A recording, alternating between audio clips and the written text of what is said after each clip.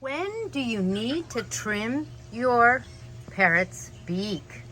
Hey guys, I'm Kaylin, the author of the Parrot Bliss Bond. I have 20 plus species of parrots. There's a couple of them. And today I'm talking to you about beaks.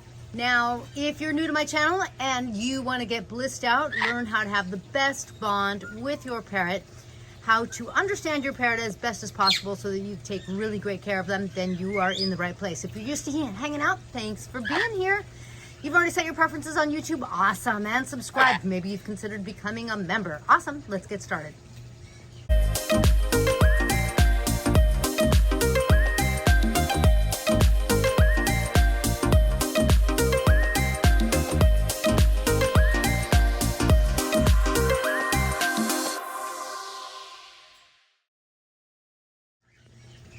So people have different philosophies on their parrot's beak. Now Henry's beak is big.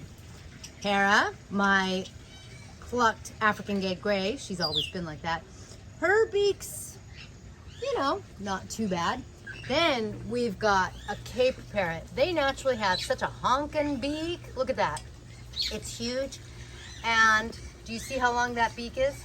So different people will have different philosophies on their parrot's beak. The question is, should you trim and when should you trim?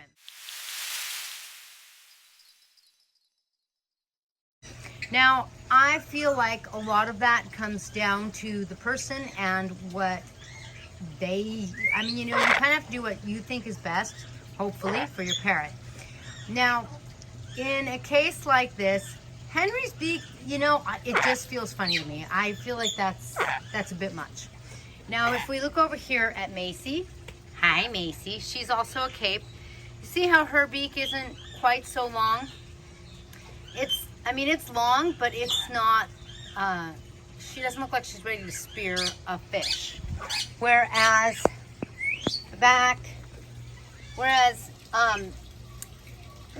now, Quantum's doesn't look too bad either. We actually had given him a little bit of a trim because Quantum had to put his beak to the side to get a nut. And so it was like, okay, this long beak's getting in the way. And generally I prefer not to trim myself, but I would really love to hear what you guys either know, what you've learned, what your experience has been. I think I'm going to be trimming this. There's no beak now. Oh, there's the beak. I think I'm going to be trimming this.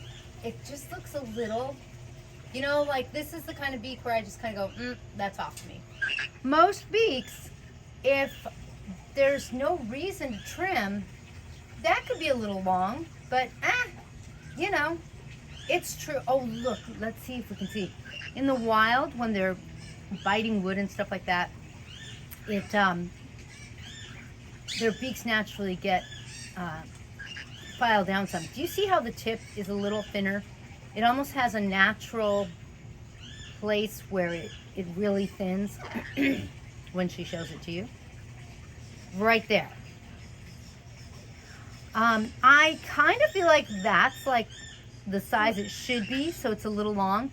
But see, that's a good example. For me, it's not bothering anyone. It's not bothering her. It's not keeping her from eating.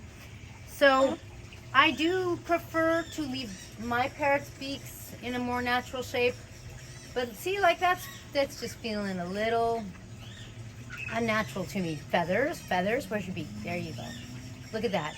Isn't he gorgeous? I love extreme close-up because you can see.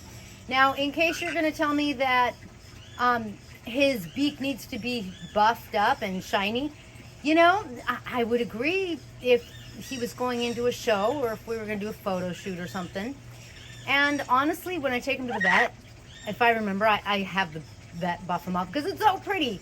But otherwise, nature works for me. I prefer to keep my parrots in the most natural circumstances as possible, given that they live with me. So that, look at that. Do you see that? Well, that just naturally happens, right? They're like our nails. If you weren't grooming your nails, they get all funky too. But it's natural. There's nothing wrong with it. And so if I don't need to, I prefer to leave my parrots as kind of like, in the jungle as possible. Yeah, I know. There's no jungle here in my house, but you know, you get my meaning. All right, let me know whether or not you regularly trim your parrot's beak, what you do. Let me know if you buff.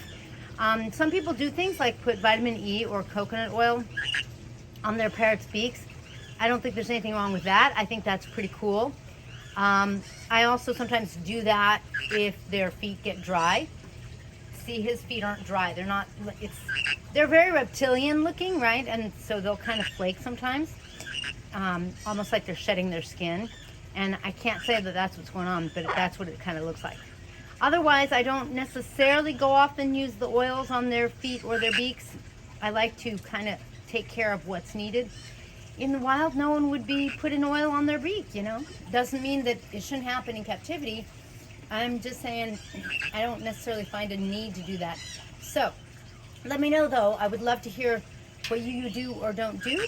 And then I will catch you in the next feathered video. Now, if your parrot is stressed out for any reason at all, make sure to get Tink's must-have Parrot Relief.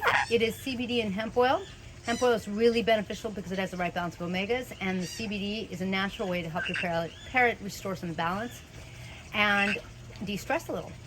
If not, it's also really good for helping support a strong immune system because it's the right oils. All right, thanks for joining me in this video. If you have any questions or comments, make sure you post them below.